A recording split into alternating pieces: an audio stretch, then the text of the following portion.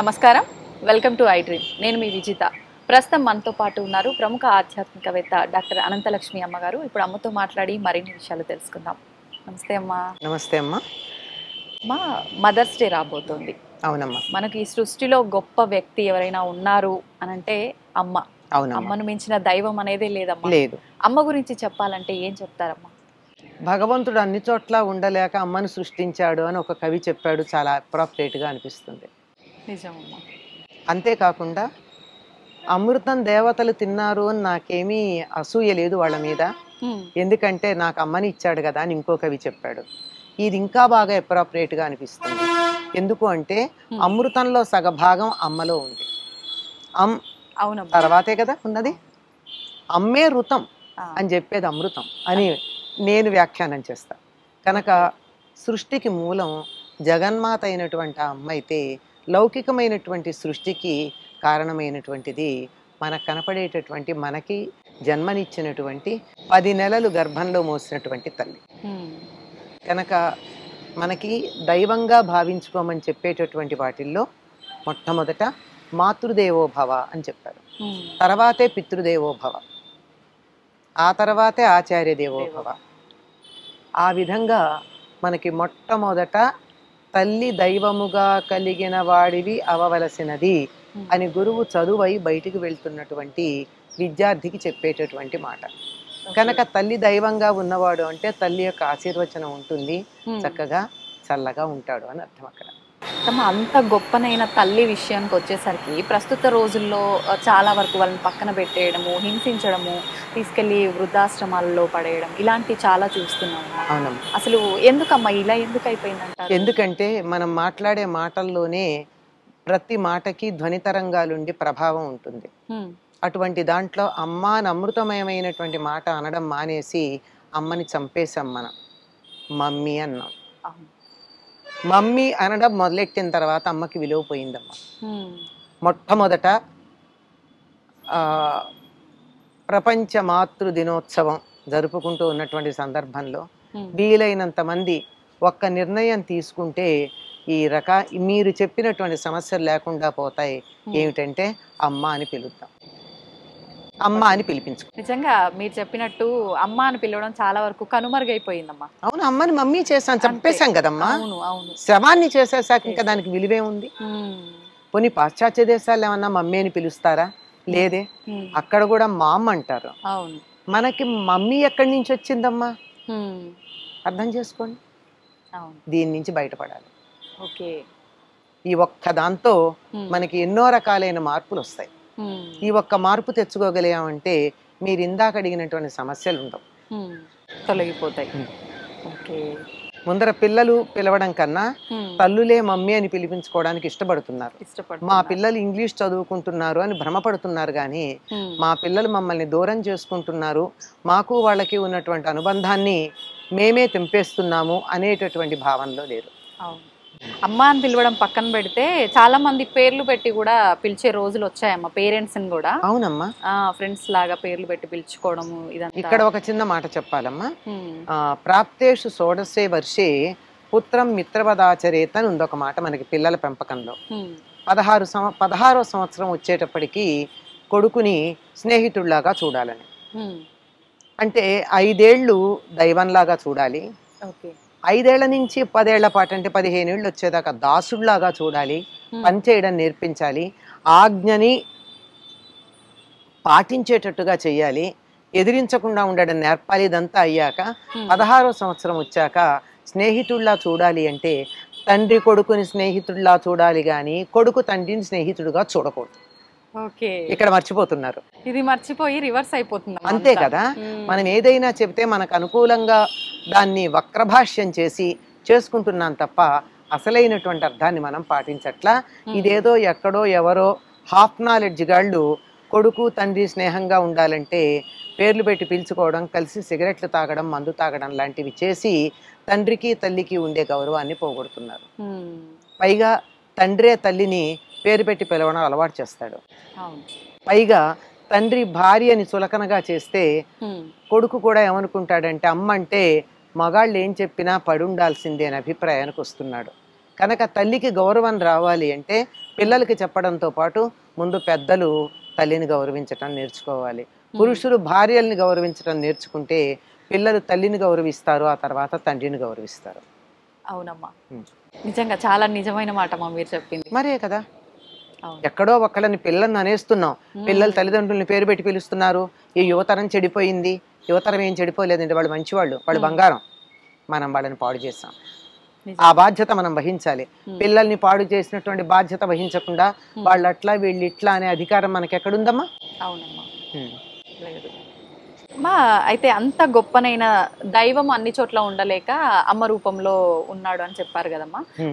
అటువంటి అమ్మకి మనం ఏ రకంగా కృతజ్ఞతలు తెలుపుకోవచ్చమ్మా? కృతజ్ఞతలు చెప్పడానికి థ్యాంక్ యూ అని ఒక రోజు మదరింగ్ కేక్ తెచ్చి ఇచ్చేస్తే అయిపోదమ్మా. ఆ కేక్ పేరే మదరింగ్ కేక్. అలా ఇచ్చేస్తే అయిపోదు. మనకు అసలు అలా ఒక్కరోజు కాదమ్మా, మనకి ప్రతిరోజు కూడా తల్లిదండ్రులకి నమస్కారం చేసుకునేటటువంటి పద్ధతి ఉండేది పూర్వం. తల్లికి నమస్కారం, తండ్రికి నమస్కారం చేసుకుని బయటికి వెళ్ళే పద్ధతి. అంటే ప్రతిరోజు తల్లిదండ్రుల్ని మనం గౌరవించే పద్ధతి ఉండేది. అది మర్చిపోయాం గనక ఇప్పుడు జ్ఞానసూర్యుడు పడమటను పొడిచి తల్లిని గౌరవించండి సంవత్సరానికి ఓ రోజైనా అని చెప్తే దాన్ని అనుసరించాల్సిన అవసరం వచ్చింది. మనకి చెప్పిన పద్ధతి ఏమిటంటే, తల్లి తండ్రి కన్నా 10 రెట్లు గౌరవనీయుడు, తండ్రి గురువు కన్నా ఉపాధ్యాయుడి కన్నా కూడా 100 రెట్లు గౌరవనీయుడు అని చెప్తూ, వీటన్నింటిని బట్టి తల్లి ఎంత గౌరవించాల్సిందో చూడండి. ఉపాధ్యాయాన్ దశ ఆచార్య, ఆచార్య శతాన్ పితృన్ సహస్రంతు మాతా గౌరవేణాతిరిచ్యతే అని చెప్పారు. అంటే కొన్ని కోట్ల రెట్లు ఒక గురువు కన్నా తల్లి గౌరవించదగింది. తల్లిని గౌరవించాలంటే మీరు అన్నట్టు మదరింగ్ కేక్ ఇవ్వడము, ఒక గ్రీటింగ్ కార్డు ఇవ్వడము, ఒక గిఫ్ట్ తెచ్చి ఇవ్వడము, లేదా ఆవిడ్ని నేను పూజిస్తున్నా అని చెప్పడము, ఇవేమీ చెయ్యక్కర్లేదమ్మా. పూజించే పద్ధతి ఏమిటంటే తల్లికి తల్లి స్థానం ఇచ్చి గౌరవించండి. నిజమమ్మా, కరెక్ట్ మాట ఇది. తల్లిని పని మనిషిలా చూడడం మానేయండి. తండ్రి ఏమో ఏటీఎం, తల్లి ఏమో పని మనిషి, ఇలా చూడడం పిల్లలది కాదు దోషం. అట్లా మనం అలవాటు చేసాం, పెద్దవాళ్ళమే అలవాటు చేసాం. ఏం కావాలన్నా ఇస్తాను నాన్న అని, నువ్వు లేచి రాకున్నా అన్న చదువుకో, నీకు గ్లాసు పాలు చేతికి అందిస్తాననే తల్లి. వీళ్ళు అలా కాకుండా తల్లిదండ్రులని మనుషుల్లాగా, ఆ తర్వాత గౌరవించదగినటువంటి వాళ్ళలాగా చూడడం చిన్నతనంలో అలవాటు ఉండాలి. ఆ తర్వాత పెద్ద అయ్యాక తల్లిదండ్రుల పట్ల గౌరవం కలిగి ఉండడం అంటే వాళ్ళని వృద్ధాశ్రమాల్లో పడేయకుండా ఉండాలి. వృద్ధాశ్రమాల్లో పడేయడం మాట ఉంచండి, ఇంట్లో ఉంచుకుంటే కూడా మాట్లాడరే, అది కదా. దాని బదులు వాళ్ళని పలకరించటం, వాళ్ళ అభిప్రాయాలు ఏమున్నాయో తెలుసుకోవడం, వాళ్ళు కావాలనుకున్నటువంటి వాటిని చెయ్యనీయడం, వాళ్ళకు కొంచెం స్వేచ్ఛ ఇవ్వడం, ఇవి చెయ్యాలి. పెద్దవాళ్ళు అయిపోయారు, మీకేమిటి కోరికలు, మీకేమిటి మీ ఇష్టం, మా ఇష్టం వచ్చినట్టు ఉంటాము అని కాకుండా వాళ్ళు కూడా మనుషులే కదా. 60 ఏళ్లకేమీ వాళ్ళు సెనైల్ అయిపోలేదే, స్టిల్ దే ఆర్ యాక్టివ్. అట్లాంటి వాళ్ళని వాళ్ళకి ఇష్టం వచ్చినట్టుగా ఉండనివ్వగలగడం అన్నది ప్రధానమైనటువంటి అంశం అమ్మ. వాళ్ళకి శారీరకంగా మానసికంగా స్వేచ్ఛని ఇచ్చి వాళ్ళకి తగినట్టుగా వాళ్ళకి కావలసినట్టుగా వాళ్ళని ఉండనివ్వాలి. వాళ్ళతో మాట్లాడాలి, వాళ్ళ భావాలకు గౌరవం ఇవ్వాలి. ఇక్కడ పెద్దవాళ్ళు కూడా గుర్తుంచుకోవాల్సింది ఏమిటంటే పిల్లల విషయంలో అతిగా జోక్యం చేసుకోకూడదు. వాళ్ళ ఇష్టం వాళ్ళది, అడిగితే సలహా చెప్పాలి, లేకపోతే మన పద్ధతిలో మనం ఉండాలి. కన్న తల్లైనా సరే ఈ విషయంలో సలహా చెప్తాం. వాళ్ళు తప్పుదారిని పెడుతున్నారు అంటే అమ్మా ఇటు వెళ్ళడం తప్పు అని చెప్తాం, విన్నారా సరే, లేదంటే ఊరుకోవాలి. వాళ్ళు సలహా అడిగితే చెప్పాలి, కానీ మన అభిప్రాయాలు వాళ్ళ మీద రుద్దకూడదు. చాలా మంది ఇప్పుడు మీరు అన్నట్టుగా ఈ విషయంలోనే తేడాలు ఎక్కువగా వస్తున్నాయి. పేరెంట్స్ పెద్దవాళ్ళుగా ఉండి ఇది వద్దు అని చెప్తే పిల్లలకు ఈ జనరేషన్ కి అనుగుణంగా వాళ్ళు ఉండి వాళ్ళకు నచ్చక వాళ్ళు చెప్పిన మాట పేరెంట్స్ కి పిల్లలకి తేడాలు ఎక్కువ. అవునమ్మా, చెబుతామమ్మా. చెప్పిన తర్వాత వినడం వినకపోవడం వాళ్ళ విజ్ఞత, అంతేగాని నువ్వు విని తీరాలని బలవంతం చేయకూడదు. చెప్పకుండా ఉండడం తప్పు, కానీ బలవంతం చేయడం కూడా తప్పు. చెప్పాలి, బలవంతం చేయకూడదు. అంతటి కృష్ణుడే నన్ను శాధిమాం అన్నాడు అర్జునుడు. నన్ను నువ్వు శాసించు అన్నాడు. ఉమ్, అన్నాక బోల్డు ప్రశ్నలు వేశాడు. ఉమ్, అన్ని అయ్యాక ఏం చెప్పాడు కృష్ణుడు? యథేచ్ఛసి తథాకురు అన్నాడు. ఆ, నీకు ఇష్టం వచ్చినట్టు చేయమన్నాడు. నేను చెప్పా. ఆ, మంచో చెడో, ఇది మంచి ఇది చెడు అని చెప్పా. ఉమ్, నువ్వు ఏ మార్గంలో పెడతావు అది నీకు సంబంధించింది. అవును, నువ్వు ఎంచుకో. నేనెవరు నిన్ను బలవంతం చేయడానికి? చెప్పకపోతే నాది తప్పు, ఆ, ఆచరించకపోతే నీది తప్పు, నీది నాకు తప్పు. సంబంధం లేదు. ఈ జాగ్రత్త ఒక్కటి పెద్దలు పాటించగలిగితే, వాళ్ళు పాటిస్తున్నారన్న సంగతి పిల్లలు తెలుసుకుని ఉమ్, ఉన్నట్టయితే తల్లిదండ్రులు పిల్లల మధ్య అద్భుతమైన సంబంధాలు ఉంటాయి. అవునమ్మా, నిజం. పేరెంట్స్ ఒక్కరే కాదు, పిల్లల వైపు నుంచి, పేరెంట్స్ వైపు నుంచి, ఇద్దరు వైపు నుంచి ఇద్దరి ఉండాలి వైపు మీరు నుంచి అన్నట్టుగా. ఉండాలి. ఉమ్, అనేక మంది తల్లిదండ్రులు పిల్లలు గౌరవించటానికి తగిన పద్ధతిలో కూడా లేరమ్మా. వాళ్ళు కూడా సరి చేసుకోవాలి. నిజమమ్మా. అంత నన్ను గౌరవించే స్థానంలో నేను ఉన్నానా లేదా అని ఎవరికి వాళ్ళు ఆలోచించుకోవాలి. నా పిల్లలు నన్ను గౌరవించట్లేదు అంటే ఉమ్, ఇంట్లో వంట చేయకుండా స్విగ్గీ నుంచి ఆర్డర్ ఇచ్చి తెచ్చిపెట్టే తల్లిని ఉమ్, ఏ కొడుకు గౌరవిస్తాడమ్మా? అంతే అమ్మా. కల్చర్లన్నీ వదిలేసి, మన సాంప్రదాయాలు వదిలేసి మోడర్న్ లైఫ్ కి అలవాటు పడిపోయిన తర్వాత మీరు అన్నట్టు ఇలానే చేత జరుగుతుంది. అటు ఇటు ఇది ఒకటి మీరు 5 నిమిషాల్లో మాట్లాడే విషయం కాదు. ఉమ్, ఈ ఒక్కదాని గురించి మాట్లాడాలంటే కనీసం ఒక 3-4 గంటలు పడుతుంది. ఉమ్, అంచేత అందులో 1-2 విషయాలు మాత్రమే సూచనగా నేను చెప్పడం. ఓకే. నిజంగా అమ్మ గొప్పతనం గురించి ఒక్క లైన్ లో సింపుల్ గా చెప్పాలంటే ఏం చెప్తారమ్మా? ప్రారంభంలోనే చెప్పా కదమ్మా, ఉమ్, అమ్మ అంటే దైవం అని. దైవం. ఆ జగన్మాత ఉమ్, ఇన్ని చోట్ల ఉండడానికి అవకాశం లేక ప్రతి స్త్రీ శరీరంలోనూ ఉంది. ఉమ్, అందువల్లే ఆ జగన్మాత సృష్టి ఎట్లా చేసిందో స్త్రీలందరూ తరువాతి తరాలను సృష్టి చేస్తున్నారు. కనుక ప్రతి స్త్రీ జగన్మాత అంశ గనక మనకి మన పూర్వులు ఇంత పిల్ల దగ్గర నుంచి అంత వృద్ధురాల దాకా ప్రతి వాళ్ళని అమ్మ అనడం అలవాటు చేశారు. ఉమ్, ఎప్పుడైతే సాటి స్త్రీని అమ్మ అనడం మొదలు పెట్టామో ఉమ్, అప్పుడు అసలు యాసిడ్ దాడులు ఎందుకుంటాయమ్మా? అవునమ్మా. కనుక ఉమ్, స్త్రీ అంటే జగన్మాత, ఉమ్, సృష్టికర్త్రి. ఒక్క పద్యంలో అయితే నేను బాగా చెప్పగలుగుతానేమో.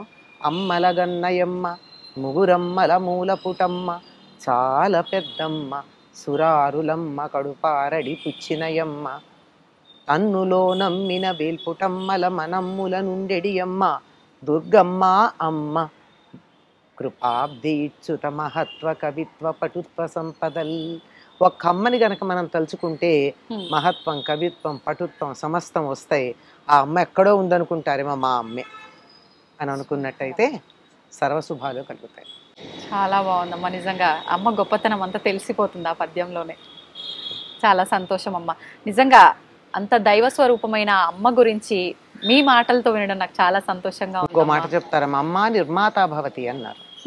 అంటే మాతా నిర్మాత భవతి. అర్థమమ్మా? తల్లి నిర్మాత, ఉమ్, శరీరాన్ని, మనస్సుని, వ్యక్తిత్వాన్ని, ఆరోగ్యాన్ని, సమస్తాన్ని నిర్మాణం చేసే తల్లి. ఓకే. అందువల్లే మాత అన్నారు ఆవిడ. ఓ, ఓకే. అమ్మ కళలు హ్మ్. చాలా మందికి ఉన్న అనుమానం ఏంటంటే కళల్లో ఏదైనా జరిగితే అది నిజమవుతుందా అని చెప్పేసి. అంటే ఎన్నో రకాలుగా ఉంటాయి కళలు.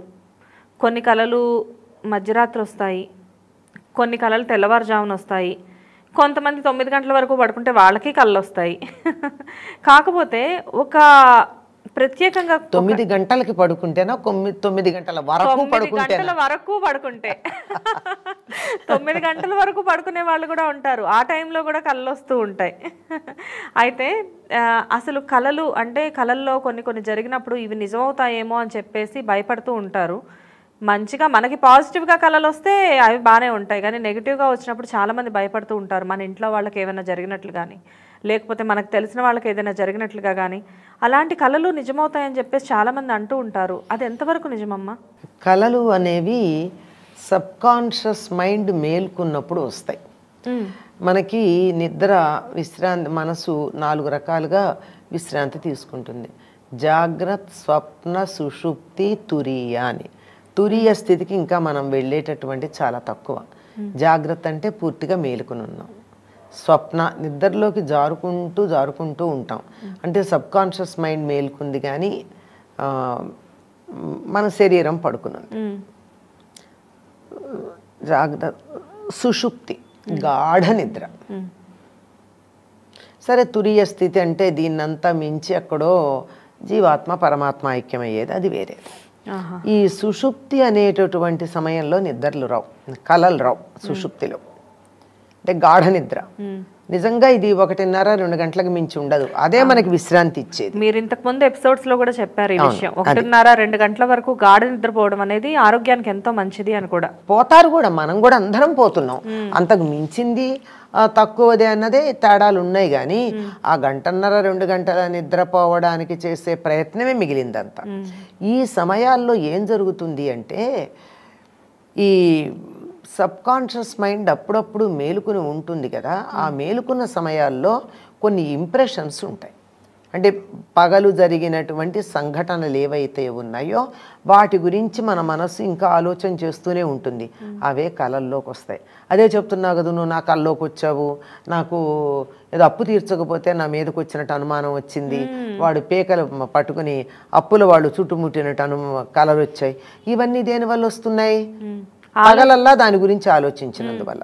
ఇవి కాకుండా వచ్చే కళలు ఉంటాయి, అవి కొంత ఫలితాన్ని ఇస్తాయి. అవి ఎప్పుడు వస్తాయి, ఎట్లా వస్తాయంటే మనిషి ఆరోగ్యకరంగా ఉండి చక్కగా భోజనం చేసిన 2-3 గంటల తర్వాత పడుకుని గాఢ నిద్ర గనక పట్టినట్టయితే నిద్ర పట్టిన తర్వాత కొన్ని గంటల తర్వాత వచ్చే కళలు నిజమయ్యే అవకాశం ఉంది. అంటే మనం 9:30-10 గంటలకు పడుకుంటే 7 గంటలకు భోంచేసి తెల్లారుజామున 3:30-4 ఆ ప్రాంతాలు వచ్చే కళలు నిజమయ్యేటటువంటి అవకాశం ఉంది. అంతేగాని మనకి ఎవరో పీకల మీద నొక్కి గుండెల మీద నొక్కుతున్నట్టు కళ వచ్చిందనుకోండి, అంటే బాగా తినగలిగిన దానికన్నా ఎక్కువ తిని అని భుక్తాయాసంతో పడుకున్నాం అన్నమాట. అలా భుక్తాయాసంతో పడుకున్నప్పుడు ఈ లోపలంతా అది చాలా గడబడగా ఉండి దానివల్ల ఏమవుతుందంటే మైండ్కి కొద్దిగా ప్రెషర్ తగిలి అది గుండెల మీద నొక్కినట్టు, పేక నొక్కినట్టు, ఎవరో గొంతు పిసిగినట్టు ఇట్లాంటి కళలు వచ్చాయంటే తెగ తిన్న వెంటనే పడుకున్నారని అర్థం. అది ఇప్పుడు పడుకోగానే వస్తుంది, తెల్లారుజామున రాదు. అవును, ఇది పడుకోగానే వస్తుంది. ఇది కాదు, గాఢ నిద్ర అయిన తర్వాత 3 గంటలు 4 గంటల తర్వాత, తెల్లారుజామున 3:30-4 గంటల తర్వాత కనుక వచ్చినట్టయితే ఆ వచ్చినటువంటివి నిన్నటి రోజున మనం ఆలోచించిన విషయాలు కాకపోతే, నిన్న జరిగిన విషయాలు కాకపోతే అవి నిజమయ్యేటటువంటి అవకాశం ఉంది. అంటే ప్రతి మనిషిలో కూడా నెగిటివ్ మైండ్ సెట్ అనేది ఉంటుందమ్మా. మనకి బాగా కావాల్సిన వాళ్ళు ఇంట్లో ఉన్నప్పుడు వాళ్ళ గురించి మనం ముందు నెగిటివ్గా కూడా ఆలోచిస్తాం, వాళ్ళు జాగ్రత్తగా ఇంటికి రావాలి, లేకపోతే వాళ్ళకి ఏమన్నా అవుతుందేమో అన్న భావన ప్రతి మనిషిలో ఉంటుంది. అలాంటి కళలు అనేవి వస్తూ ఉంటాయి జనరల్గా చాలామందికి. తెల్లవారుజామున ఆ ఇంట్లో మనుషులకి ఏదైనా జరిగినట్లు కానీ, లేకపోతే వాళ్ళు కాలం చేసినట్లు కానీ ఇలాంటి కళలు వస్తూ ఉంటాయి. అలాంటివి కూడా నిజమయ్యే అవకాశం ఉంటుంది. అవి నెగిటివ్ మైండ్ సెట్ అని ఒక పదం వాడారు మీరు. ఆ నెగిటివ్ మైండ్ సెట్ వల్ల అలా వస్తుంది. అలాంటి కళ వచ్చిందంటే వాళ్ళు క్షేమంగా ఉంటారు. ఓ ఒక ఎక్స్ చనిపోయినట్టు మీకు కళ వచ్చిందంటే వాళ్ళు క్షేమంగా ఉన్నారు అని అర్థం. అందులో అనుమానం ఏమీ లేదు. కాకపోతే తత్సంబంధంగా ఇంకెవరిదో వార్త వింటారు. ఆ వార్త కూడా మీకు కళ వచ్చిన సమయాన్ని బట్టి ఉంటుంది. ఈరోజే వింటారా, వెంటనే వింటారా, తర్వాత వింటారా అన్నది మీకు కళ వచ్చిన సమయాన్ని బట్టి అది ఒకరు. కొన్ని కళలు 3 రోజుల లోపల, 3 గడియల లోపల ఫలిస్తాయి, కొన్ని 3 రోజుల లోపల, కొన్ని 3 నెలల లోపల అట్లా ఫలితాన్ని ఇస్తాయి. అనేక కారణాలు, అనేక ఫ్యాక్టర్స్ ఉన్నాయి దాని మీద ప్రభావం చూపించేది. స్వప్న శాస్త్రం అని ప్రత్యేకంగా శాస్త్రమే ఉంది మనకి. అలాగే డ్రీమ్స్ అని వీటి మీద చాలా పెద్దగా పరిశోధన చేసినటువంటి ఫ్రాయిడ్ లాంటి వాళ్ళు పాశ్చాత్య దేశాల్లోనూ ఉన్నారు. దానికన్నా ఎక్కువ శాస్త్రీయంగా మన వాళ్ళు చెప్పారు అని రెండింటిని పోల్చి చెప్పినటువంటి వాళ్ళు చెప్పినటువంటి మాట. కొన్ని కళలు ఎలా ఉంటాయి అన్నదానికి రామాయణంలో మనకు కొన్ని ఉదాహరణలు ఉన్నాయి. ఆ శాస్త్రం కూడా రామాయణంలో ఉంది. దశరథుడు తన జన్మ నక్షత్రాలు రాలి పడిపోతున్నట్టు, తనేదో నూనె తాగుతున్నట్టు ఇటువంటి కళలు వచ్చాయి గనక నాకు మరణం సంభవిస్తుంది త్వరలో అని గుర్తించాను అని చెప్తాడు. అలాగే త్రిజట స్వప్న వృత్తాంతం ఉంది. దాన్ని బట్టి కళల యొక్క ఫలితాలు చెప్తుంది, ఎటువంటి కళలు వస్తే ఎటువంటి ఫలితాలు ఉంటాయని. అలాగే సీతాదేవి దానికన్నా ఈ త్రిజట స్వప్న వృత్తాంతం సమయంలోనే అటు ఇటుగా సీతాదేవి కూడా హనుమంతుణ్ణి చూసి ఇక్కడ ఈ కోతి కనపడింది, కలలో కోతి వస్తే ఆత్మీయులకి ప్రమాదం అంటారు, రాముడు ఎట్లా ఉన్నాడో, కౌసల్య ఎట్లా ఉందో, లక్ష్మణుడు ఎట్లా ఉన్నాడో అనుకుంటుంది. అనుకుని మళ్ళీ వెంటనే అనుకుంటుంది, నేను నిద్రపోలేదు కదా, కళ ఎక్కడొచ్చింది, అందువల్ల ఇది కళ కాదు, ఈ స్వప్నానికి ఫలితమూ లేదండి. అంటే కళలో కోతి వస్తే ఆత్మీయులకేదో ఆపద వస్తుంది అని ఆ కళ యొక్క ఫలితం. అలాగే త్రిజటకి స్వప్నం వచ్చినప్పుడు రావణుడు నూనె తాగుతున్నట్టు, నెత్తి మీద నూనె పోసుకుంటున్నట్టు, వివస్త్రుడై ఉన్నట్టు, వాడిని ఒక నల్లని వస్త్రాలు ధరించిన నల్లని స్త్రీ ఈడ్చుకు వెడుతున్నట్టు ఇలాంటి కళ వచ్చింది అంటే అతడికి మూడింది అని అర్థం. అలాగే విభీషణుడు కాదు, కుంభకర్ణుడు వాళ్ళందరూ కూడా చెప్తుంది. కానీ విభీషణుడు తెల్లని వస్త్రాలు ధరించి ఊరేగుతున్నట్టుగా కనపడ్డాడు అంటుంది, అంటే అతడికి మేలు జరుగుతుంది అని అర్థం. కలలో కనపడ్డారు, కనపడింది ఇక్కడ ఎవడు, వీడు చచ్చిపోయినట్టేం లేదు రావణుడు, కానీ నూనె మీద పోసుకుని నగ్నంగా ఇలా కనపడ్డాడు అంటే చనిపోతున్నాడు, చావు దగ్గర పడింది అని అర్థం. అలాగే సీతాదేవి, రాముడు, లక్ష్మణుడు వీళ్ళంతా హంసలు మోస్తున్నటువంటి పల్లకి మీద, తర్వాత తెల్లని వృషభాలు పూంచిన రథాల మీద, తెల్లని ఏనుగు మీద ఎక్కినట్టు, ఇవన్నీ శుభ సూచకాలు. ఇవన్నీ శుభాన్ని అశుభాన్ని కొన్ని సింబాలిక్గా ఉంటాయి, కొన్ని వ్యక్తులుగా కాకుండా. కొన్ని కళల్లో పాములు కూడా కనబడుతూ ఉంటాయి. చాలా మంది ఈ మధ్య తరచుగా పాములు కళ్ళలోకి వస్తున్నాయని కూడా చెప్తూ ఉంటారు. అంటే మీరు ఇందాక చెప్పినట్లు కొన్ని మంచికి కొన్ని చెడుకి అంటున్నారు కదా, ఇలా పాములు కనబడడం అనేది దేనికి సంకేతం అమ్మా? పాములు కనపడడం అన్నది తీరని కోరికలకి సంకేతం. కోరికలు తీరకపోతే అది కూడా సెక్స్కి సంబంధించిన కోరికలు తీరని సందర్భంలోనే పాములు కల్లోకి వస్తాయని చెప్పి ఫ్రాయిడ్ చెప్పినటువంటి మాట. భారతీయ ధర్మం చెప్పాల, ఫ్రాయిడ్ చెప్పినటువంటి మాట. కనుక వివాహం కాని యువకులకు కానీ లేదా ఆ రకమైనటువంటి సంతృప్తి లేనటువంటి గృహస్థులకు కానీ తరచుగా పాములు కల్లోకి వస్తున్నాయంటే వాళ్ళు ఆ విషయంలో చాలా సంతృప్తిగా ఉన్నారు అని. దీనికి మన వాళ్ళు ఏం చెప్తారంటే, పాము కాటేసినట్టు గనక కల్లోకి వస్తే శుభం అంటారు. సాధారణంగా పాము కాటేసినట్టు కల్లో రాదు, పామును చూసి మనం పరిగెట్టినట్టే వస్తుంది. పామును చూసి పరిగెట్టినట్టు వచ్చినా పెద్ద ప్రమాదకరమైంది ఏమీ కాదు. పాములు రావడం వల్ల అశుభం లేదు, శుభం లేదు. కాటేసినట్టు వస్తే శుభం అన్నారు అంటే, లేకపోతే అశుభం అంటే అది కూడా క్లియర్గా చెప్పలేం. కానీ పాములు వచ్చేదానికి కారణం ఇది అనేటటువంటి సంగతిని ఫ్రాయిడ్ చాలా కరెక్ట్గా చెప్పాడు. దీని మీద కొన్ని పరిశోధనలు కూడా జరిగాయి. అది కరెక్ట్ అవునా కాదా అని చెప్పి ఆయన చెప్పిందే కాకుండా కొంతమంది ఇలాగే చెప్పినటువంటి వాళ్ళని ప్రయోగాత్మకంగా అది పరిశీలించి ప్రయోగాత్మకంగా ఫ్రాయిడ్ చెప్పింది నిజమే అని చెప్పి నిరూపించారు ఆధునిక శాస్త్రవేత్తలు. బాగుందమ్మా, చాలా చక్కగా చెప్పారు కళల గురించి.